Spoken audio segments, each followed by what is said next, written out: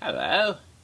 Yesterday I had a nice day out at the Islands Adventure, in fact, and with some dodgy benches, and saw the Sinbad show for the first time in God knows how long. You know, there's an awful lot of HHN doubloons lying about that area. Oh well, a lot, especially from the year 2000. A lot of them faded to sort of a pink colour. Yeah. Anyway, pardon me. So, I haven't actually looked at a lot of things online for yesterday at all, and I ended up going back today, early this morning, for the past couple of days, on what has been guessed about balloons. And this is my third response. I'm going to continue until it's time for the next clue to take a look and see what people are guessing and share that with everyone. A lot of people guess the same thing that has already been guessed before, so if I don't mention your guess, it's because I've already mentioned it previously. Go back and check, you'll see. Alright, now let's see. Unless I didn't see it, of course. But this is what I found. A whole bunch more. I left off with 42 the last time, and now I'm up to 57, so that's quite a bit. Okay, so let's see. Some of these, of course, are sillier than others. One was Finding Nemo. We've already had Up, now Finding Nemo. Well, there is that scene in Finding Nemo where Dory calls the bombs balloons. So I guess that's where they got that from. Yeah, I can just see his Finding Nemo house. Well, they could do something with, sharks, I suppose. I don't know. Let's see. Oh, yes. The whole idea of balloon birthday celebrations, anniversary celebrations, got someone thinking about the upcoming Jurassic Park anniversary. In 3D, yes. So that could be something, according to another fellow who's actually a nice fellow. He's a moderator over at Nightmares. Let's see. Oh, yes. A young man came up with a very thoughtful young man who gets very creative and posts some very interesting creative stuff, and I do not want to discourage any of it, even if it doesn't have anything to do with because let me say about the whole thinking thing I mentioned earlier. I'm a professor, remember? That's what I do. Encouraging young minds to think is what I'm about. I mean, that's like my mission in life. So yeah, duh. Anyway, it's food for the soul. Thinking, it's like exercises for the body. But I never do that, so I have to do the other one.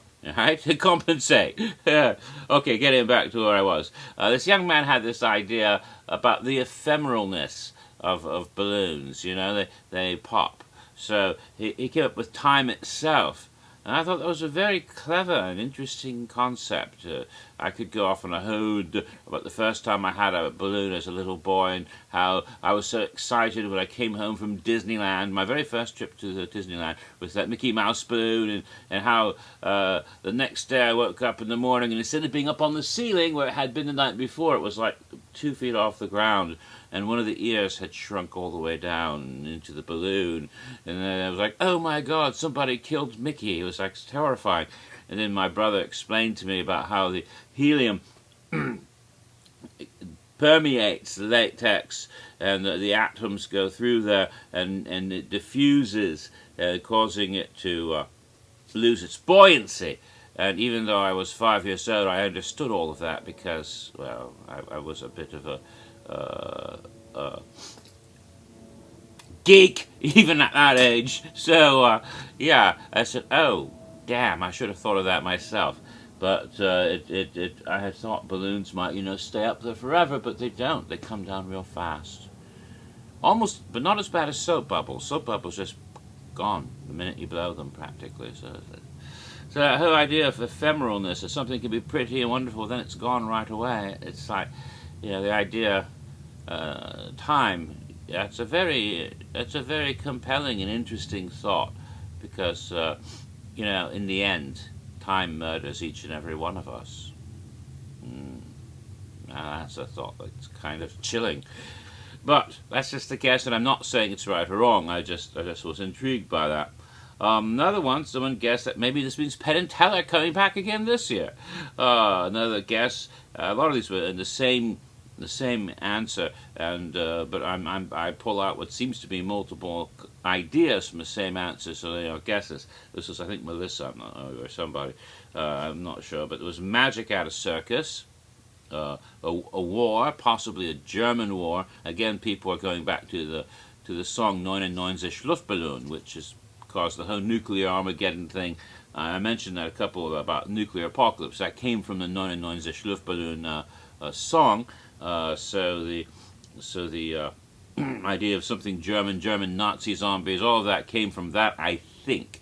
But there's been different guesses based on different aspects of that. So a possible German war. Someone brought up Terra Cruentus. Somebody mentioned the X-Files. Somebody mentioned Interstellar Terror, all based on similar thought analyses from the clues.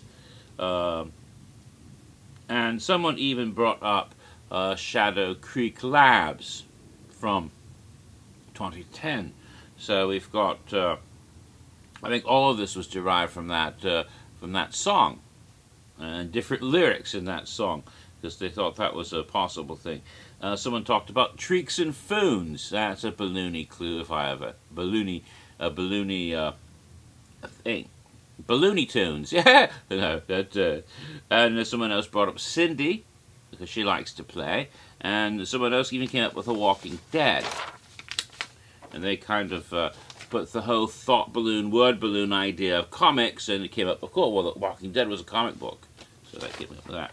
So they have that. And then the 56th one was Harry Potter, because of what happened to his aunt Petunia in one of those books, where she kind of floated up, puffed up and stuff, and turned into a balloon, sort of. And then, of course, someone brought up Edgar Allan Poe, because Poe had once written a story involving a balloon, or something about balloons.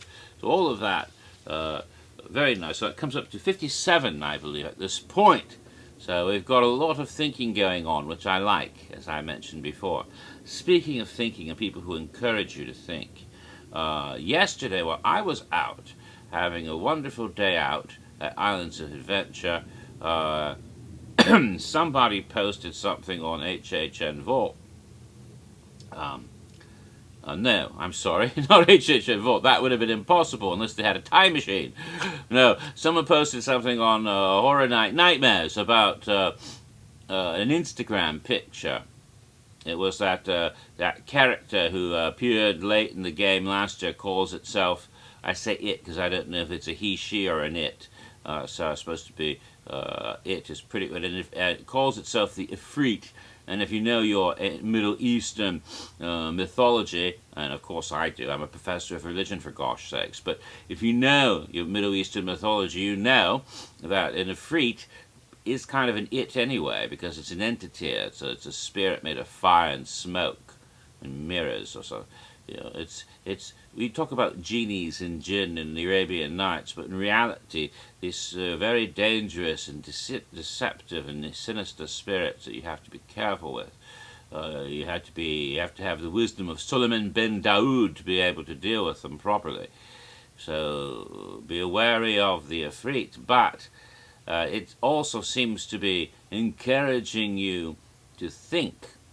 But I think that it's although it seems to be saying the same thing I am, or at least quoting me or something, that we are not meaning the same thing when we say that. I want people to think, because thinking is not good for you, whether it involves Halloween Horror Nights or anything else. This is just what I do for my life.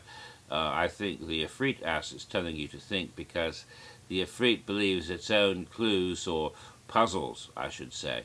Puzzles, yes, are very, very difficult, and you'll have to think your brain off in order to solve them at all. It's more of a challenge from it rather than encouragement. I'm not saying one way of going about is better than the other, but that's the way I read that. All said and done. So, I may do another one of these if we get a bunch more interesting guesses before the next time for clue number 2, which won't be at least until April 9th. Yeah. So that's all for this morning.